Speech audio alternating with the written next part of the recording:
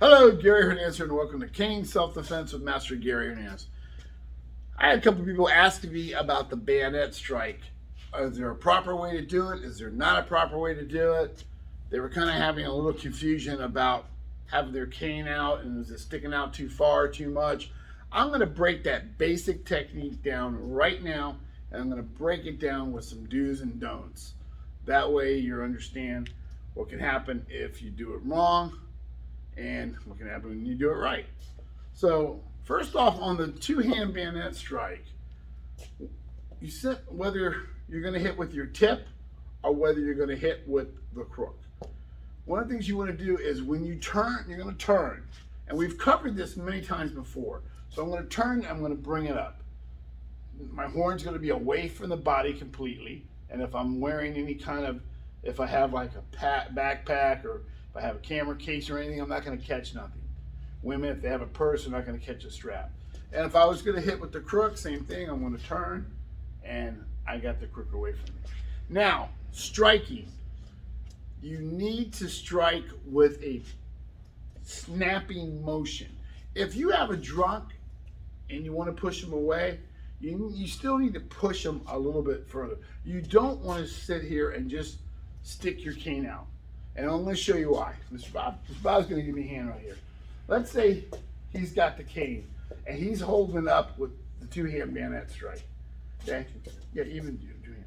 Now, if he's pushing a little bit and I step, look where I'm at. I am right here now, able to do this technique.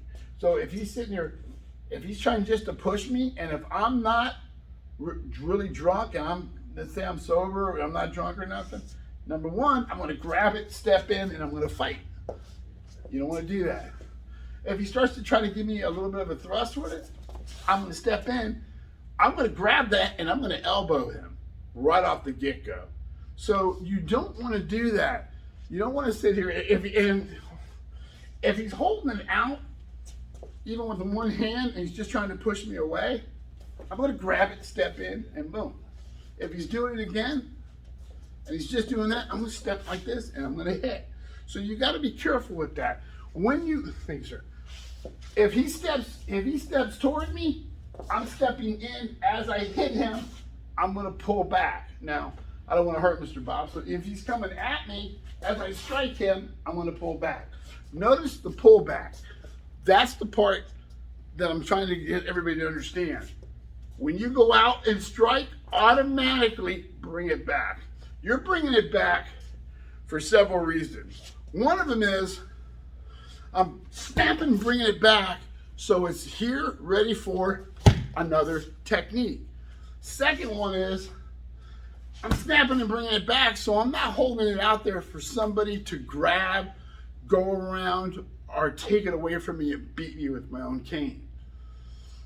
Now, when you're using the crook, the reason you want to do a quick snap and pull back with the crook, that's very simple. It goes back to exactly the same thing we talked about, but now there's a third thing you have to understand. Now, Mr. Bob, right now we're wearing t-shirts. But what happens if he had a jacket on, a sweater, or let's say he has another shirt, flannel shirt opened up, or he has something on him. Maybe he's carrying a bag or something. And I go to push him a little bit, and as I start to pull back, I get caught on his clothing, caught on some kind of a strap, and now I'm kind of stuck here for a second, and he can start to hit me, do all kinds of different things. So what I need to do, even with the crook, is snap and pull back. I don't want to leave this out there. It doesn't matter whether you have a derby style cane, whether you have palm rest, traditional crook. You leave it out there, A, he's going to grab it, and you're going to be fighting over it. And B, he can push it away, and he's on top of me. C, he can slide right through it and then elbow me. Or I might get caught up on something, and then he's just going to ride it in and hit me. Just like that. Thank you, sir. So again, make your hits when they come up. Make your hits snapping, yank it back. When you're doing it with the crook, snapping, and don't hold it out there. Bad things are going to happen. Trust me. Whether the crook's out there, if I'm going to the face, snap it and bring it back. Unless you plan on trying to hook them and bring them in, and then you better have a strategy on what you're going to do with them, and I'll show you that in another video. But right now, I wanted to break that down for the individuals that asked. Straight and pull back.